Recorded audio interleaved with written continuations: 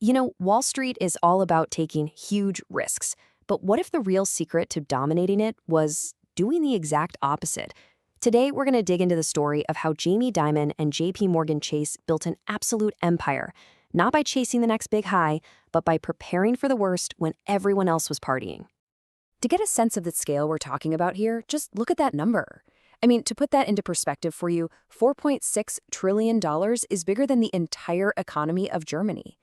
Think about it this way. Almost 1 out of every $5 deposited in the entire U.S. banking system, yeah, it's sitting with JP Morgan. And the guy behind all of this, the architect of that fortress, is this man. For the better part of 2 decades, Jamie Dimon hasn't just been running the biggest bank in the world, he is the face of American finance. Okay, so to really get how he built this thing, we can't start at the top. No, we've got to go back to his absolute lowest moment. So back in the 80s and 90s, Dimon was the Wall Street wonder kid. Seriously, he was the right-hand man to his mentor, Sandy Weil, and the two of them basically built Citigroup into this global monster. He was the guy, the heir apparent. And then, bam, 1998 hits, and in a move that just shocked everybody, he gets fired. So, imagine this. He goes home to tell his family what happened, and the very first thing his young daughter asks him is this. Talk about a gut punch. It was this brutal, instant reminder of just how far he'd fallen. He was a total outcast, his future completely up in the air. So, you get kicked out of the most powerful firm on Wall Street. You'd think he'd jump at another high-profile gig, right? Nope, he did something different. He chose a path that a lot of people saw as a step down, but it's where he would start building his masterpiece. He ends up in Chicago, taking over this bank called Bank One. And listen, this wasn't some global powerhouse. It was a regional bank that was, to put it nicely, a complete mess. It was a tangle of bad loans and systems that didn't talk to each other. One analyst even wrote that even Hercules couldn't fix it. So what's the first thing he does to show everyone he's serious? He puts his own money where his mouth is. We're talking nearly $60 million, about half of his entire net worth, into Bank One stock. He was basically screaming to the world and to every employee, I am all in. We sink or swim together. And this is where it gets interesting. Away from the glare of New York, this is where Dimon really hones his master plan, the fortress balance sheet. Now, in an industry that's obsessed with quick profits, his idea was kind of radical. Don't plan for the good times. Plan to survive the absolute worst times. And that philosophy, well, it was about to get the ultimate test. Okay, so fast forward a bit.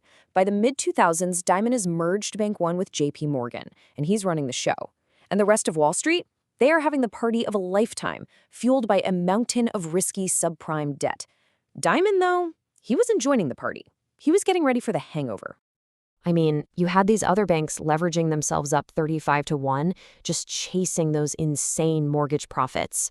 But Dimon, he was doing the exact opposite. He was pulling back, hoarding cash, and running drills for what he called fat tail risks.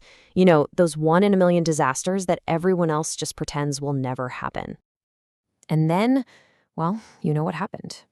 The music stopped, March 2008, the whole system starts to crack. And Bear Stearns, this absolute giant on Wall Street, is literally hours away from a total collapse that could take everyone down with it. So picture this. Late one night, the phone rings. It's the CEO of Bear Stearns, and he is panicking. You can just feel the desperation. The entire global financial system is on a knife's edge. And everyone, the government, the rest of Wall Street, they all turn to the one bank that was actually prepared. So with the government basically begging him to step in, JP Morgan acts. First, they snap up the collapsing Bear Stearns for pennies on the dollar. Then, just 6 months later, they do it again, taking over Washington Mutual, the biggest bank failure in American history. While everyone else was just falling apart, Dimon's fortress wasn't just standing, it was ready to go on offense. So you've got his rivals either going bankrupt or taking huge government bailouts just to keep the lights on. And JP Morgan? It's getting bigger. This crisis didn't just prove his fortress idea was right, it let him completely redraw the map of Wall Street, right in his own favor. All right, so after the smoke clears from the biggest financial meltdown since the Great Depression, what does the world even look like? What's the new pecking order? Look, JP Morgan didn't just make it through. It came out the other side as the undisputed king of the hill. Today, it's worth more than Bank of America, Wells Fargo, and his old firm Citigroup combined. And get this, 2008 wasn't a one-off. When we had that regional banking scare back in 2023, who do you think got the call from the government to step in and calm things down? Yup, JP Morgan. The pattern is just crystal clear. A crisis hits, other banks get shaky, and the fortress just gets bigger and stronger. So JP Morgan's dominance today feels, well, it feels unstoppable. But the man who built it all has also, maybe accidentally, created a huge question mark for its future. There's a term for this on Wall Street. They call it key man risk. And it's a big deal. The whole fortress, the entire culture, the risk discipline, it all flows from one guy, Jamie Dimon. And that means the bank's single greatest asset might also be its biggest long-term weakness. And that leaves us with the multi-trillion-dollar question hanging over the entire world of finance. Dimon built an empire that's supposed to survive any storm, but can it survive without him? That is the ultimate test.